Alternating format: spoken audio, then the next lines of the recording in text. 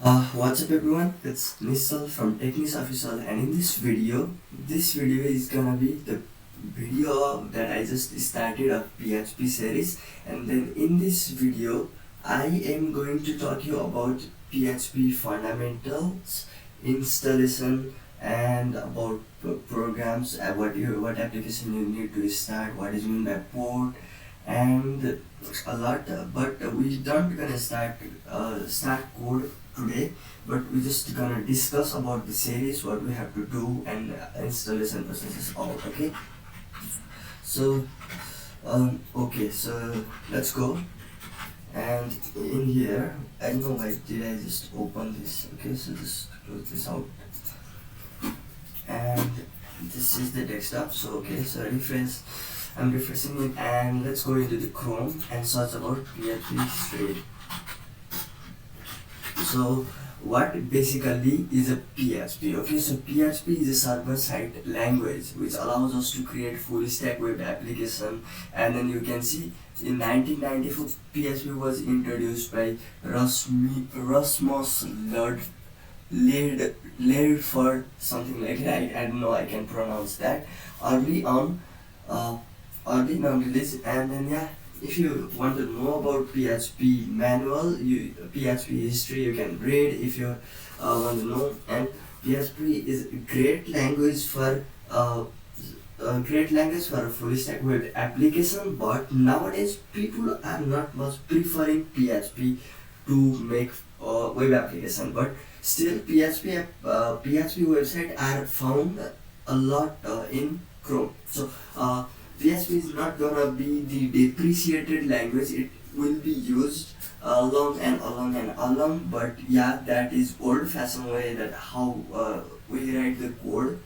And yeah, but PHP is so good in full stack web application. But yeah, there is some disadvantage of PHP. So okay, so let's talk about advantages of PHP and disadvantages of PHP. PHP build so disadvantages of PHP, so that people are using Node.js in this latest period instead of using PHP. Why people using? Okay, so PHP was introduced in 1994. Okay, so and if you see when is Node.js started, Node.js history. So if you see the Node.js history, you can see Node.js was introduced in 2009, but PHP was introduced in 1994. So see the time difference. Okay, so see the year difference. Node.js is the latest, and then it is latest, and then you can see we are not going to cover Node.js, so let's leave this Node.js here and discuss about PHP. So PHP is a server-side language which runs on server, not on your browser like client-side. It is server-side. Yeah. So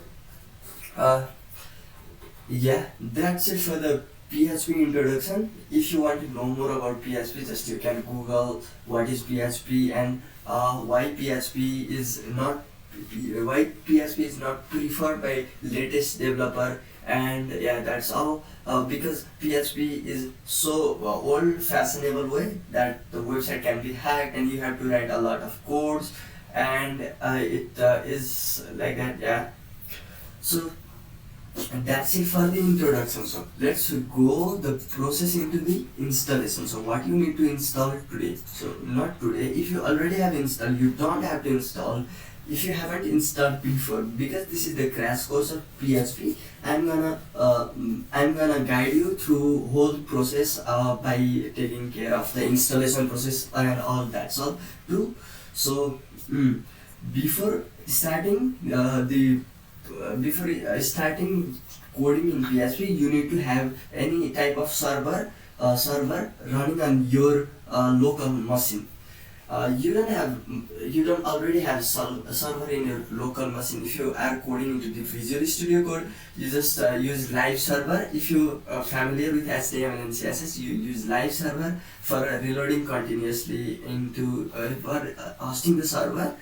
But that doesn't work for PHP, because PHP is a server-side language, so it needs some kind of server. Live server is not type of that server. That is also a server, but that is for reloading purposes, and that's all. That's the thing. But PHP needs an external server, which is known as XAMPP server, XAMPP web server. So a lot of developers prefer XAMPP instead of WAMP. You can just download WAMP or XAMPP. So if you see the WAMP or XAMPP, XAMPP is most preferable by all the developers. I don't know why. WAMP is also very useful, but I haven't used that much and I don't know about that much. And I am going to use XAMPP. Okay, so just go to XAMPP and just go to download. So here you can see Apache web server into the localhost. Just download whatever your PC prefer. If you are running on Windows, please, if you are running on Windows, choose the version. If you choose the version and download, but make sure you select the correct this bit. Okay, 64 to 32 bit. And then if you are running on Linux, download that, and a Mac, download that. Okay, so download process will be same that. Okay, so first if you download it, and then you gonna be installing that. Okay, so I am not going to say that how you can install XAMPP web server, but yeah, default window installation is so easy. Or either you can watch YouTube tutorial like how you can install XAMPP web server for Windows, for Linux, or what. Yeah, do that. Or you can, instead of watching YouTube tutorial, just write how can I install XAMPP web server. XAMPP. Okay, so just hit XAMPP and you can see all the processes is here. So I don't need to say you more about this. Okay, after a XAMPP, in XAMPP, okay, so I will open XAMPP and I will show you. Okay, so insert XAMPP. Okay, so XAMPP control panel. My XAMPP control panel is always open because I have set the XAMPP control panel to start in the startup and run. Okay, so you can see here I have MySQL running on port 4832 and Apache server running on port 4408. Okay, so sometimes if you face this port error, just change the port variable. So sorry, I just said the wrong port. The MySQL is running on port 3306. Yeah, that's the default port of MySQL and Apache server. That's the port. And you haven't, if you don't have this green, if you have something port error, just do uninstall that and install it again. That should work fine. Okay, so just open XAMPP server after installing. Okay, so I haven't covered the installation part that I have left for you. That is your work, that is your job to do so, to install in a PC.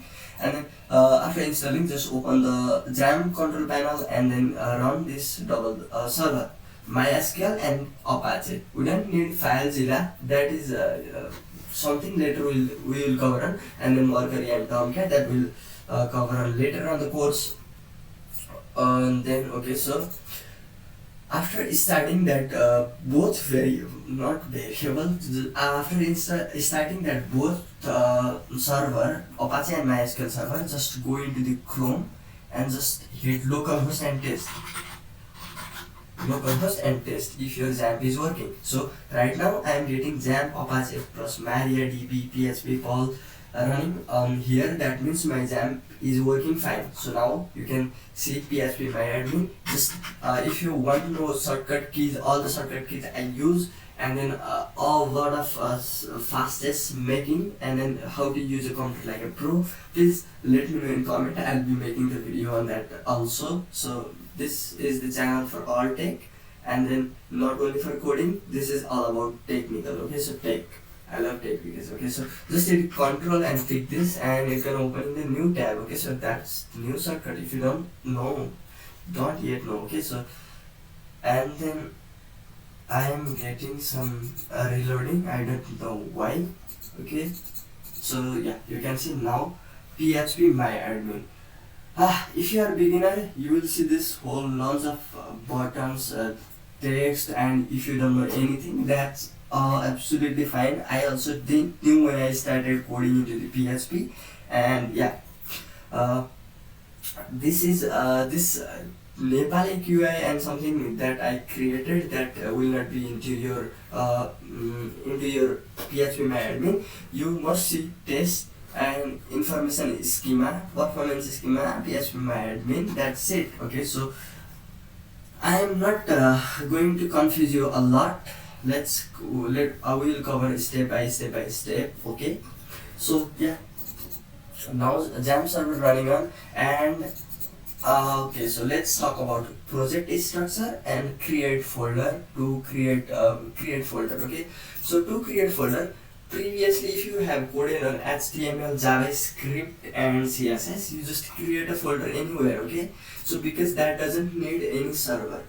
But when you're coding in PHP needs some kinds of server that will compile as a server and run, because this static website that you use doesn't use any server, just like blog website, not blog website, just like portfolio website if you have, and then all extra websites like that. If you don't know how you can create portfolio website and how you can design portfolio website, please let me know in the comment. I will be creating that videos too. And yeah, so to start creating the project for XAMPP, no, for XAMPP not, for the PHP project. So we are going to create a new website. I already said that in my previous video. So to do so, just open your Windows Explorer, go to local disk C. I don't mean to say local disk C, but where you have installed is XAMPP. Where you have installed, just go to there. But make sure you install XAMPP in your local disk C. Okay, so let's go into the XAMPP, and then here a lot of files and structure that will confuse you if you are beginners and if you don't know any about, if you don't have any kind of knowledge about the PHP. So just go into XAMPP, and if you don't know any knowledge, just ignore. Okay, so just ignore extra files. You're gonna be learning slowly. Okay, so codes can be learned very slowly. Okay, so that's a habituation. Okay, so let's open XAMPP and let's search for htdocs. So you can type h in the keyboard and you can see htdocs folder. And inside htdocs I have bunch of folder. You can see a lot of folder. That's all my project, but you might not have that's all the folder. You might have some folders, but yeah, these are my project that I have already created I already created the website. Okay, so just go into htdocs and create new folder. Okay, so new folder, you can see, you can hit the control not, you can hit the shortcut key control shift plus n. So it's gonna create the new folder, and then just name whatever you want. I will name it PHP series, PHP YT. Okay, so let's make PHP YT and just open that in Windows Explorer. If you have set your path variable to the Visual Studio Code, or either you are using extra text editor like Sublime Text, Atom, and other text editor, you can open the file into that text editor. I will be using Visual Studio Code, and I also recommend you to use Visual Studio Code. And Visual Studio Code I love a lot. I have been using it for a long time. So I will just open that into my text editor, Visual Studio Code. I either can open with code, or either I can open CMD, and if you have set the path variable code.period, so code dot, okay, so and that is gonna open your open Visual Studio Code in that project file. So yes, I trust. Okay, so here what you need to do is create. So you just have created the project. Yeah, so what is that project? PHP -YT. So if you go into Chrome, so let's do is I will say this in text 3. Okay, so now if you go into the localhost dashboard, so this is the dashboard of the server. But if you hit back and instead of dashboard you just name the folder what you have named it here. Okay, so I just named it php -yt. Just hit whatever the name you have in the folder, just type in the URL bar, just type php-yt and just hit enter. You can see index of php-yt, and this is parent directory. The server is saying this file does not contain anything. No, sorry, this folder, this directory does not contain anything, and this is the parent directory. And you can see Apache, this is the version of Apache we are running on, and OpenSSL and PHP version 7.4. So this is the latest version, and then localhost port 80. This is running on port 80. So that's all. Okay, so now PHP part comes up. Okay, so we will not be coding into the PHP right now, but we will study how PHP works. Okay, so just create index.php. So create index.php. How we can create variable into the PHP? I'll start with variable. Okay, so how we can run? If you type anything here, hello world.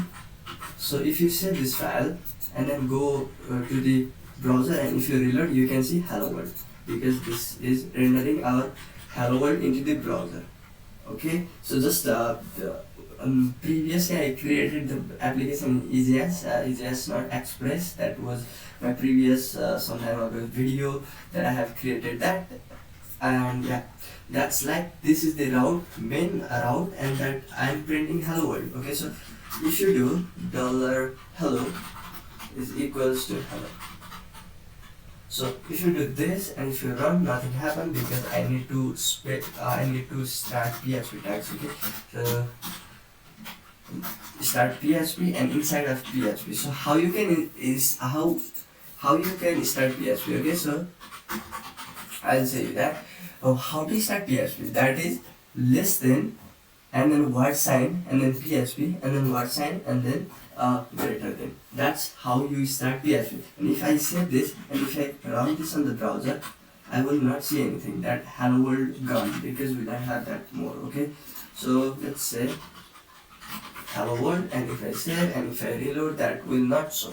You can see I just reload and that will not show, because this $hello is variable. If you do know JavaScript,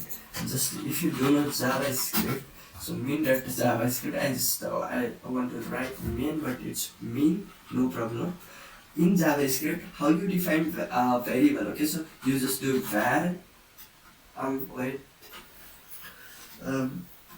typing, but something happened. You can see initializing JavaScript / TS language feature. This extension is awaiting us sometime. So how you can create variable is you make this. Just restart once. Something error with that extension. Okay, I will be removing that extension from here. Okay, so let's leave currently. I'll be it will work once it will restart our extension host.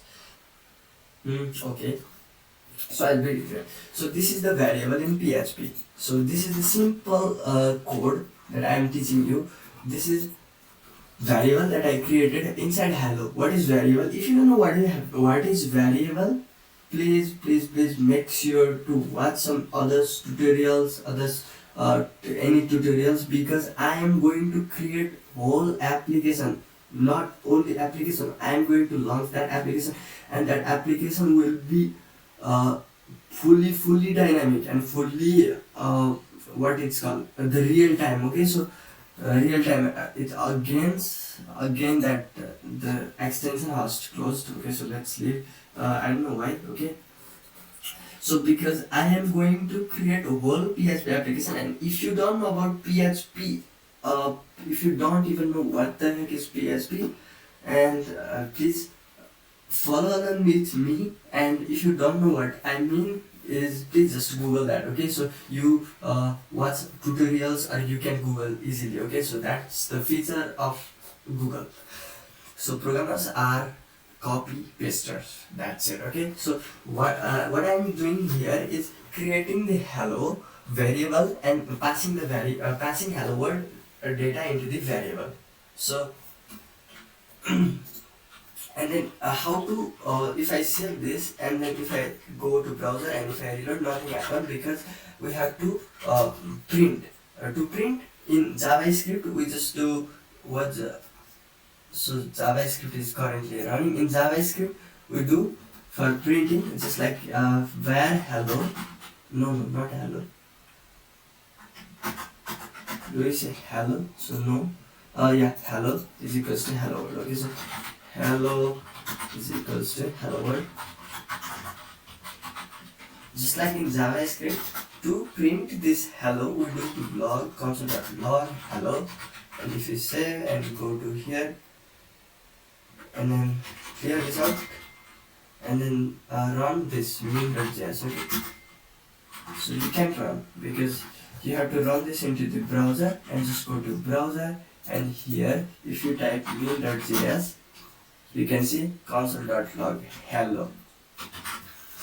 This basically means it's consoling the hello into the terminal. I don't mean this. Okay, so let's just go back, and I have to in this tutorial by printing hello world into the browser. To print PHP you need to do is echo and then specify echo and then specify that variable hello. Okay, so let's save and go and reload. You can see you get the hello world printing here. That's it for this video, guys. You learned how you can print hello world by PHP into the Chrome browser or any browser you prefer.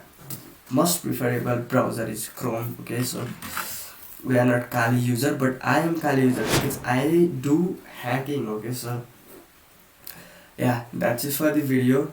Please don't forget to hit the like button. Please subscribe the channel for more content, and yeah, I will be continue in next video. Okay, so let's in next video I will be creating UI for our news application. Okay, so all the new UI required for the new news application, and yeah, that's it for this video, guys. Yeah, thanks for watching. Stay tuned.